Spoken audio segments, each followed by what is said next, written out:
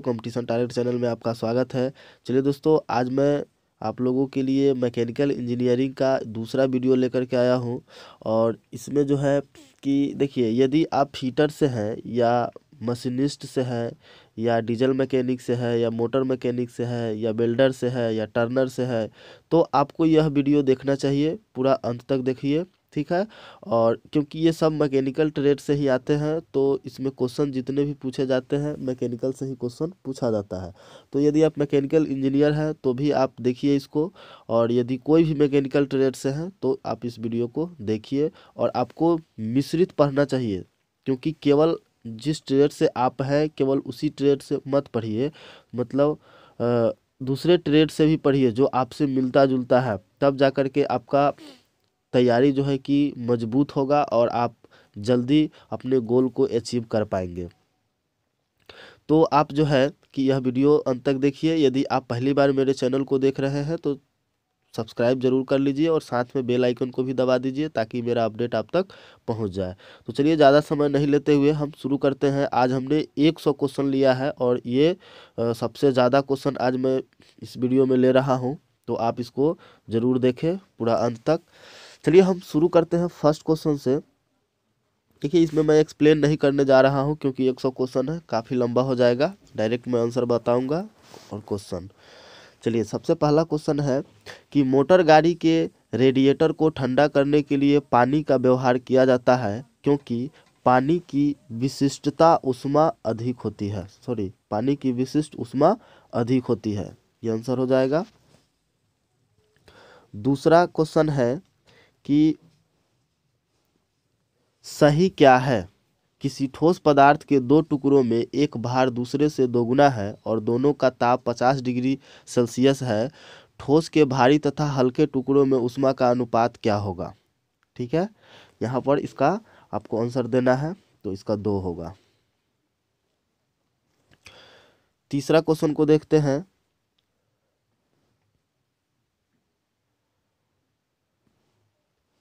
तीसरा क्वेश्चन है, किसी पदार्थ के 1 किलोग्राम द्रव्यमान का ताप 1 डिग्री सेंटीग्रेड से बढ़ाने के लिए आवश्यक ऊष्मा को क्या कहते हैं। ठीक है, तो इसको हम विशिष्ट ऊष्मा कहते हैं। 4 नंबर क्वेश्चन है, वाष्प के द्रवण, जिसको हम संघनन भी बोलते हैं, द्रवण संघनन में क्या होता है। ठीक है, वाष्प के द्रवण में क्या होता है, तो इसमें जो है कि ऊष्मा का उत्सर्जन होता है। 5 नंबर है, वायुमंडलीय दाब के बढ़ने पर जल का क्वथनांक क्या होता है, तो बढ़ता है। ठीक है, वायुमंडलीय दाब बढ़ने से जल का क्वथनांक बढ़ता है। चलिए 6 नंबर क्वेश्चन को देखिए, आंतरिक दहन से क्या होता है। यहाँ पे ऑप्शन 4 ऑप्शन दिया गया है और इसका आंसर जो होगा, सभी प्रकार के वाहन चलाए जा सकते हैं। ठीक है। 7 नंबर देखिए, बहिर्दहन इंजन निश्चिततः किस पर कार्य करता है। ठीक है, तो ये जो है कि ताप पर काम करता है। 8 नंबर क्वेश्चन देखिए, आंतरिक दहन इंजन की दक्षता कितने प्रतिशत से ऊपर होती है, तो ये जो है कि 25% से ऊपर होती है। 9 नंबर क्वेश्चन है, दो तापों का अंतर सेल्सियस पैमाने पर 25 डिग्री सेंटीग्रेड है, तो कौन सा ताप कोई वस्तु कभी भी नहीं प्राप्त कर सकती है, तो 0 डिग्री केल्विन। ठीक है। चलिए 10 नंबर क्वेश्चन है, किसी वस्तु की वह राशि जो उसकी उष्णता की मात्रा की माप होती है वह ताप कहलाती है। ठीक है, वह ताप होती है।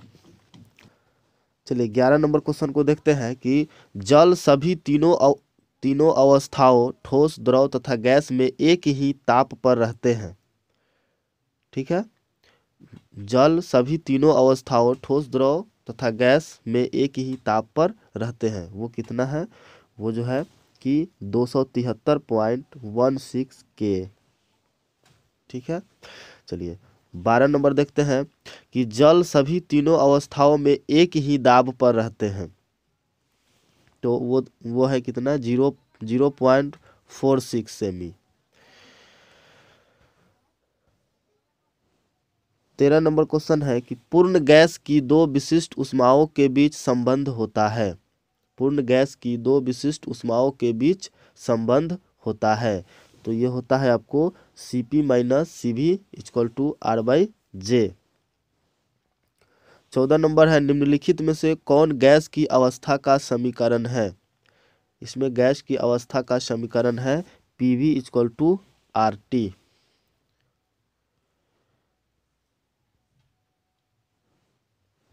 15 नंबर है दी गई आदर्श गैस के लिए ढाल है। दी गई आदर्श गैस के लिए ढाल है, तो समतापी की ढाल से सदैव बड़ा। ठीक है, समतापी की ढाल से सदैव बड़ा है। 16 नंबर है किसी गैस का आयतन रुद्धोष्म रूपेण बढ़ रहा है तो इसका ताप क्या होता है, घटता है। 17 नंबर है यांत्रिक कार्य उत्पन्न ऊष्मा का समानुपाती होता है जिसे हम कहते हैं जूल का नियम। ठीक है, जूल का नियम कहते हैं। देखिए दोस्तों, ये सारे क्वेश्चन को आप अपने कॉपी में नोट करते जाइए। ठीक है, और उसको जो है कि एक दो बार आप पढ़िएगा, तब जा कर के आपका कंप्लीट होगा। केवल आपको देख लेने से नहीं होगा, आपको नोट भी करना होगा, क्योंकि एग्ज़ाम सामने आ गया है रेलवे CBT 2 का। तो अगर ज़्यादा एक्सप्लेन अगर किया जाए तो क्वेश्चन कम होगा और आपका तैयारी नहीं हो पाएगा जितना होना चाहिए। इसलिए आप केवल एग्ज़ाम पे फोकस कीजिए। एग्ज़ाम का डेट निकल चुका है, तो आप एग्ज़ाम को देखते हुए आप तैयारी कीजिए। इसलिए मैं क्वेश्चन को बढ़ा रहा हूं और ज़्यादा से ज़्यादा क्वेश्चन प्रोवाइड करने की कोशिश कर रहा हूं, तो आप क्वेश्चन को ध्यान दीजिए। और ये वीडियो अगर अच्छा लग रहा है तो आप लाइक ज़रूर कर दीजिए। एक लाइक बनता है, क्योंकि इतना मेहनत करने के बाद एक लाइक नहीं मिलेगा तो अच्छा नहीं लगता है। चलिए हम 18 नंबर क्वेश्चन को देखेंगे कि यदि चारों तरफ बंद कमरे में चलते हुए रेफ्रिजरेटर का द्वार खुला छोड़ दिया जाए तो कमरा धीरे धीरे गर्म हो जाता है। ठीक है। 19 नंबर है आदर्श चक्रीय के चालन की वास्तविकता की युक्ति को कहते हैं, उसको हम ऑटो इंजन कहते हैं। 20 नंबर क्वेश्चन है जिस प्रक्रम में समष्टि की एंट्रोपी बढ़ती है उसे कहते हैं, उसे जो है कि रुद्धोष्म प्रक्रम कहते हैं। ऑप्शन डी होगा आंसर।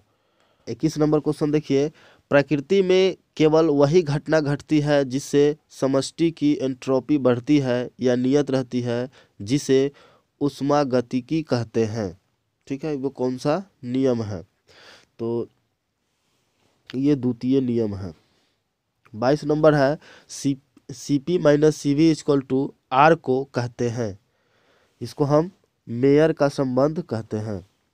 मेयर का संबंध कहते हैं।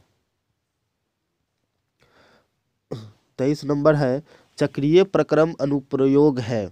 चक्रीय प्रक्रम अनुप्रयोग है, तो यह है ऊष्मागतिकी के द्वितीय नियम का। ऊष्मागतिकी के द्वितीय नियम का। 24 नंबर है P1 और V1 बराबर P2 V2 प्रदर्शित करता है, तो ये समतापीय प्रक्रम का समीकरण प्रदर्शित करता है।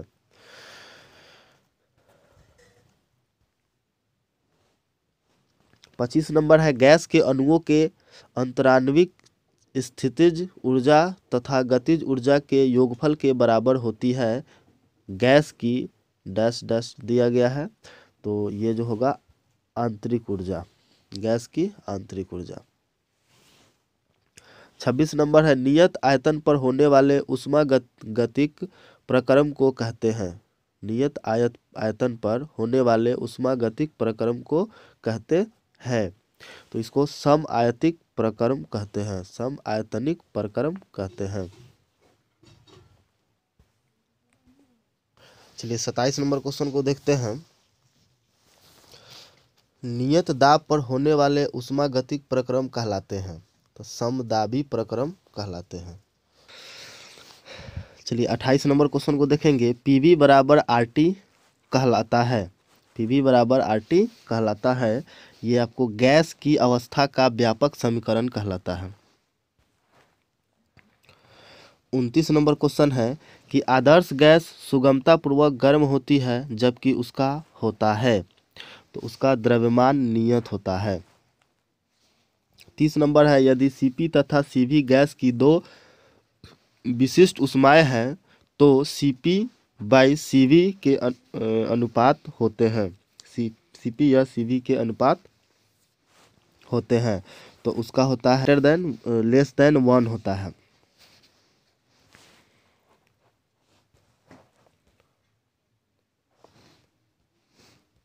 इकतीस नंबर है ऊष्मागतिकी मुख्यतः किस अवस्था में परिवर्तन के बारे में बताती है। ऊष्मागतिकी मुख्यतः किस अवस्था में परिवर्तन के बारे में बताती है, तो ये ऊष्मा के कार्य करने में बताती है। ऊष्मा से कार्य करने में। चलिए 32 नंबर क्वेश्चन है ऊष्मागतिकी अभियंत्रण में द्रव के बारे में क्या अप्रोच है, तो इसका माइक्रोस्कोपिक अप्रोच है। माइक्रोस्कोपिक आंसर होगा इसका। चलिए 33 नंबर है सिस्टम एक सीमा से घिरा विशेष दिक्स्थान है, ऊष्मागतिकी अन्वेषण का संबंध किससे है, तो ऊर्जा एवं संहति स्थानांतरण दोनों से है। 34 नंबर है एक बंद सिस्टम में यहाँ पे ऊर्जा परिवेश से सिस्टम को स्थानांतरित होती है और ऊर्जा सिस्टम से परिवेश में स्थानांतरित होती है। ठीक है, ये दोनों सही है, इसलिए इसका आंसर होगा दोनों। 35 नंबर क्वेश्चन है यदि कोई सिस्टम परिवेश के साथ ऊष्मागतिकी संतुलन में है तो ऊर्जा स्थानांतरण नहीं होगी। ठीक है, ऊर्जा स्थानांतरण नहीं होगी। 36 नंबर है निम्नलिखित में कौन सिस्टम का इंटेंसिव गुण है, तो इसका ताप जो है कि इंटेंसिव गुण है। चलिए 37 नंबर है निम्नलिखित में कौन सिस्टम का एक्सटेंसिव गुण है। निम्नलिखित में कौन सिस्टम का एक्सटेंसिव गुण है, तो स्थितिज ऊर्जा जो है कि एक्सटेंसिव गुण है। 38 नंबर है एक आदर्श गैस की आंतरिक ऊर्जा किसका एक फलन है। एक आदर्श गैस की आंतरिक ऊर्जा किसका फलन है, तो केवल ताप का फलन है।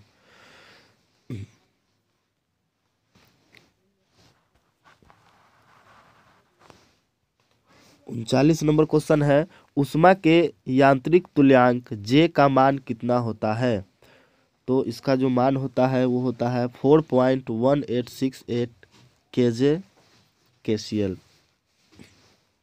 40 नंबर है कि ऊष्मागतिकी के पहले नियम के अनुसार होता है, तो ये होता है आपको, अब इसका आंसर होगा ए। अब देख लीजिए क्या है।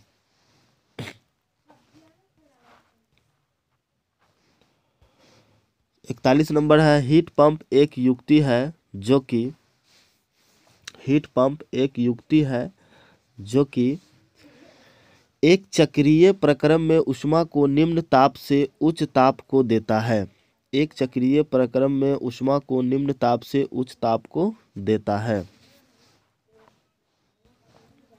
42 नंबर क्वेश्चन को देखते हैं कि बॉयल नियम बताता है कि नियत ताप पर आदर्श गैस के दिए गए द्रव्यमान के लिए क्या होता है, तो इसका ऑप्शन है, यहाँ दो ही ऑप्शन दिख रहा है, तो इसका आंसर हो जाएगा हमारा डी, आयतन दाब के व्युत्क्रमानुपाती होता है।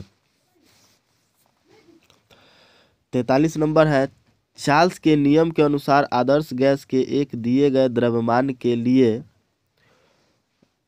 स्थिर दाब पर आयतन ताप के अनुक्रमानुपाती होता है। इसका आंसर होगा बी।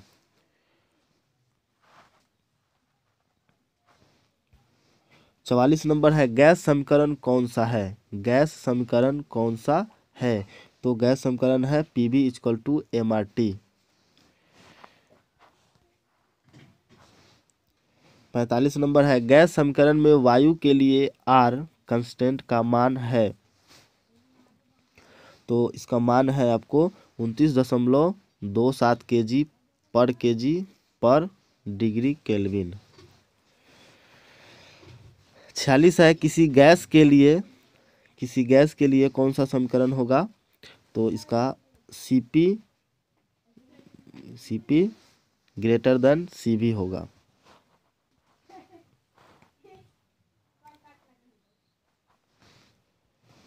सैंतालीस है सेंटीग्रेड मापने पर निरपेक्ष ताप जिस पर गैस का आयतन शून्य हो जाता है वो होता है -273 डिग्री सेंटीग्रेड। 48 नंबर क्वेश्चन देखिए, ग्राम अणुक आयतन कितने के बराबर होता है। ग्राम अणुक आयतन कितने के बराबर होता है, तो ये जो है कि एनटीपी पर 22.41 मीटर क्यूब होता है, इतना के बराबर होता है। 49 नंबर देखिए, एसआई प्रणाली में दाब का मात्रक होता है। एसआई प्रणाली में दाब का मात्रक होता है तो न्यूटन प्रति मीटर स्क्वायर या बार होता है। 50 नंबर है, एक फिजिकल एटमॉस्फेयर कितने के बराबर होता है। एक फिजिकल एटमॉस्फेयर कितने के बराबर होता है, तो ये 760 टॉर के बराबर होता है।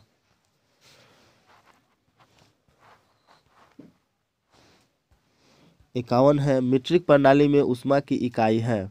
मीट्रिक प्रणाली में ऊष्मा की इकाई है KCl है, KCal है। 52 नंबर है, ऊर्जा के संरक्षण नियम के अनुसार कौन सा समीकरण सही होगा, तो इसका होगा dq = dw + du। 53 नंबर है, एंथैल्पी H बराबर क्या होता है, तो ये होता है U + PV/J। चलिए 54 नंबर क्वेश्चन को देखते हैं, किसी समतापीय प्रक्रम में देखिए दी गई ऊष्मा बराबर किया गया कार्य। ठीक है, किसी समतापीय प्रक्रम में दी गई ऊष्मा बराबर किया गया कार्य।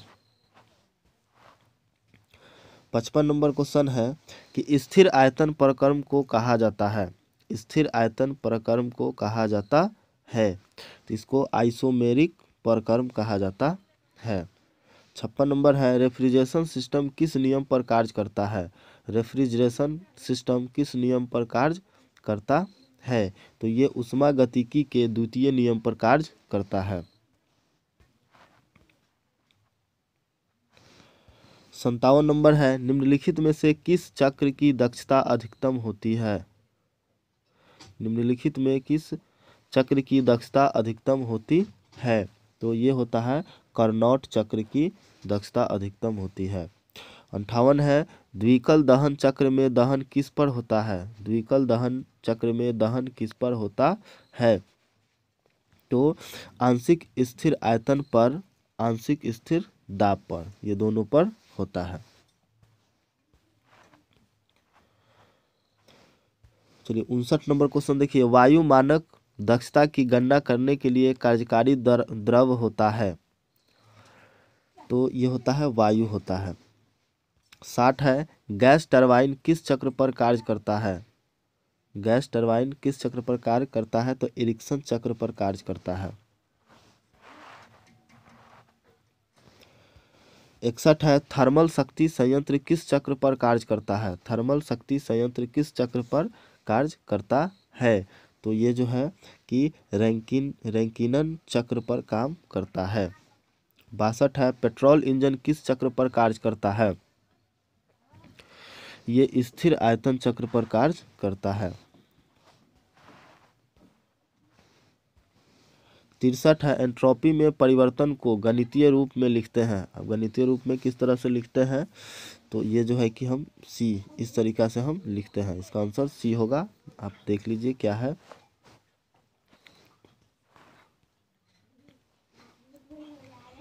स्थिर दाब प्रक्रम के दौरान एंट्रोपी में परिवर्तन किस संबंध में दिखाया गया है। स्थिर दाब प्रक्रम के दौरान एंट्रोपी में परिवर्तन किस संबंध में दिखाया गया है,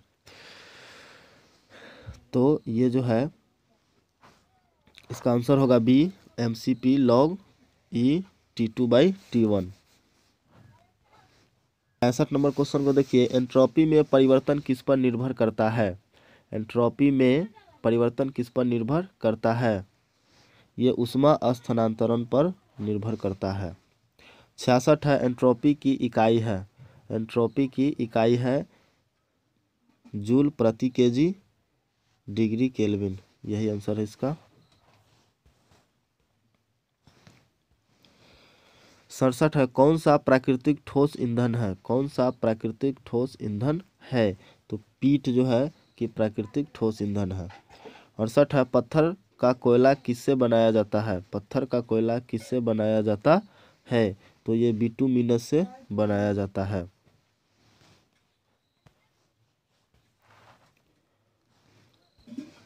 69 है, मौजूदा रूप में किस ईंधन में कार्बन की प्रतिशतता सबसे अधिक होती है?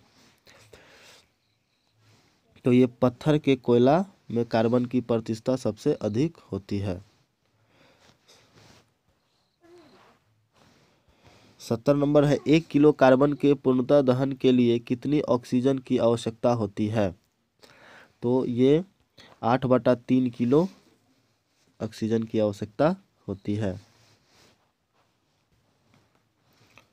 71 है, मीट्रिक प्रणाली में ऊष्मा का मात्रक होता है। मीट्रिक प्रणाली में ऊष्मा का मात्रक होता है किलो कैलोरी।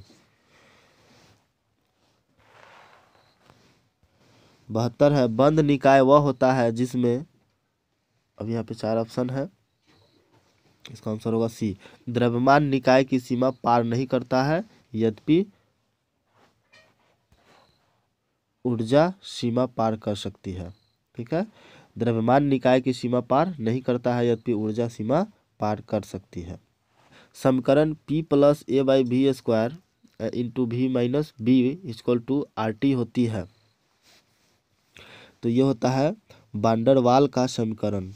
ये समीकरण होता है वान डेर वाल का समीकरण।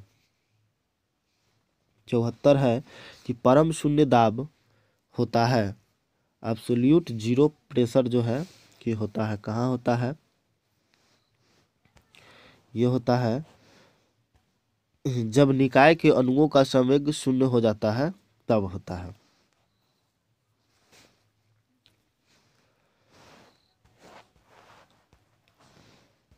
पचहत्तर का देखिए, निम्नलिखित में से कौन सा पथ का फलन नहीं है? ठीक है, निम्नलिखित में कौन पथ का फलन नहीं है?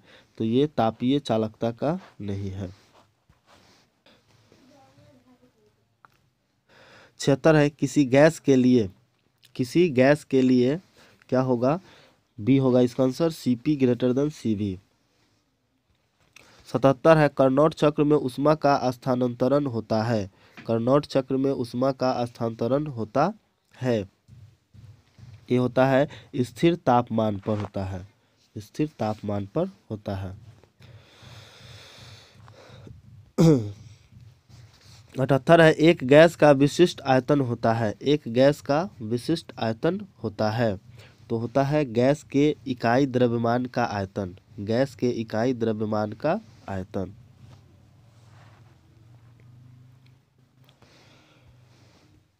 79 क्वेश्चन को देखिए, निम्न में से कौन एक पूर्ण गैस के भौतिक गुणों को नियंत्रित करता है? निम्न में से कौन एक पूर्ण गैस के भौतिक गुणों को नियंत्रित करता है? तो इसका आंसर होगा आपको दाब, तापमान, आयतन, ये तीनों होगा, इसलिए इसका आंसर होगा इनमें से सभी। 80 नंबर क्वेश्चन देखिए, एंट्रोपी में परिवर्तन निर्भर करता है। एंट्रोपी में परिवर्तन निर्भर करता है, तो ये जो है कि ऊष्मा अंतरण पर निर्भर करता है। 81 है, गैस समीकरण में हवा के लिए R स्थिरांक का मान होता है। तो इसमें जो है कि 29.27 kg माइनस मतलब से m प्रति kg प्रति डिग्री केल्विन होता है।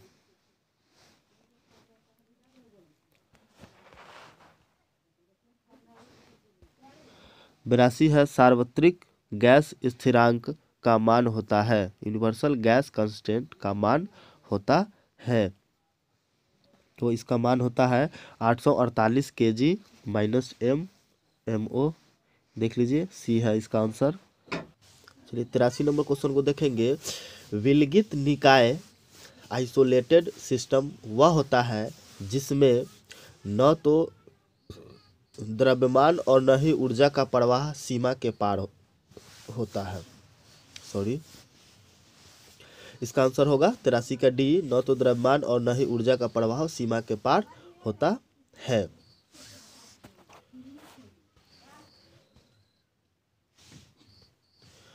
चौरासी नंबर देखिए, दो विशिष्ट ऊष्माओं Cp और Cv के बीच संबंध होता है।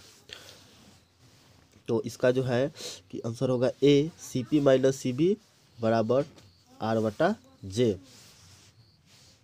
85 है 1 BTHU बराबर होती है। इसका जो है कि होगा 252 Cl।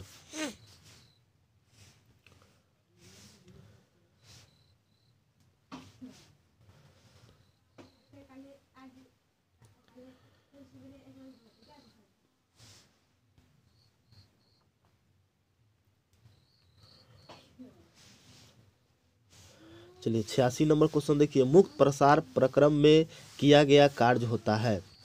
मुक्त प्रसार प्रक्रम में किया गया कार्य होता है, शून्य होता है।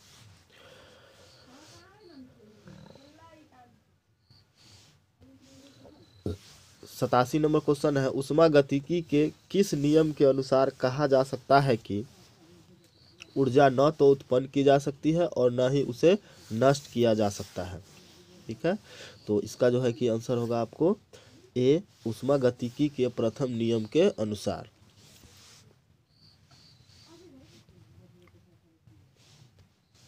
अठासी है सार्वत्रिक गैस स्थिरांक होता है गैस के अनुभार और निम्न के गुणनफल के बराबर। किसके गुणनफल के बराबर होता है? तो गैस स्थिरांक के गुणनफल के बराबर होता है। चलिए 89 देखते हैं। 89 बम कैलोरीमीटर उदाहरण है। बम कैलोरीमीटर उदाहरण है बंद निकाय का। 90 नंबर है नियम PV⁵ = स्थिरांक के अनुसार होने वाला प्रक्रम कहलाता है। तो ये बहुविधि प्रक्रम कहलाता है।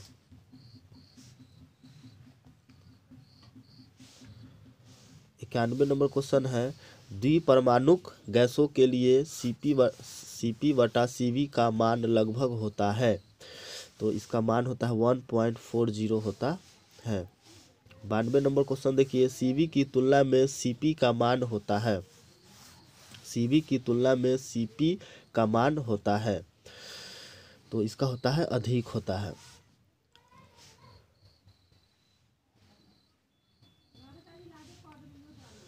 तिरानवे देखिए कि ऊष्मागतिकी का दूसरा नियम परिभाषित करता है। ऊष्मागतिकी का दूसरा नियम परिभाषित करता है, तो इसका जो है कि एंट्रोपी को परिभाषित करता है। 94 है डीजल इंजन कार्य करता है। डीजल इंजन कार्य करता है, स्थिर दाब चक्र पर काम करता है।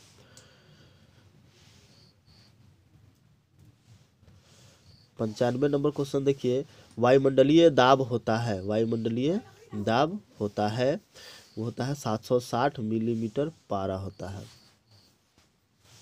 96 है कि समान तापमान व दाब पर विभिन्न पूर्ण गैसों के समान आयतनों में होते हैं। समान तापमान व दाब पर विभिन्न पूर्ण गैसों के समान आयतनों में होते हैं, तो ये होते हैं समान संख्या में अणु होते हैं।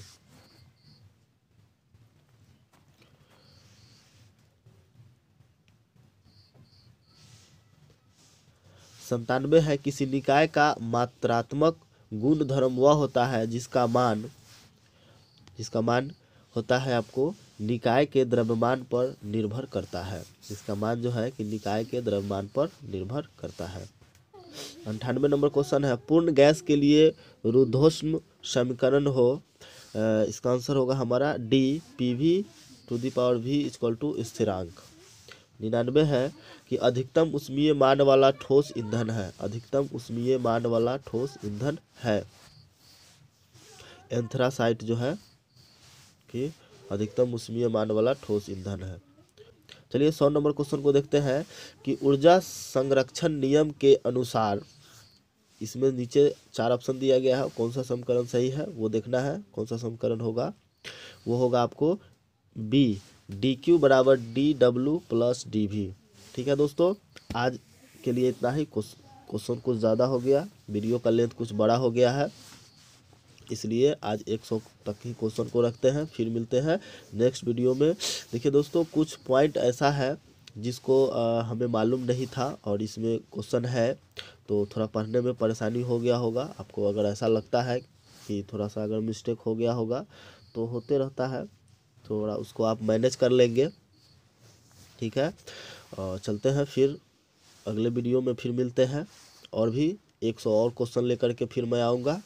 तब तक के लिए धन्यवाद। यदि अभी तक चैनल को सब्सक्राइब नहीं किए हैं तो कर लीजिए, बेल आइकन को भी साथ में दबा लीजिए और इस वीडियो को लाइक ज़रूर कर दीजिए।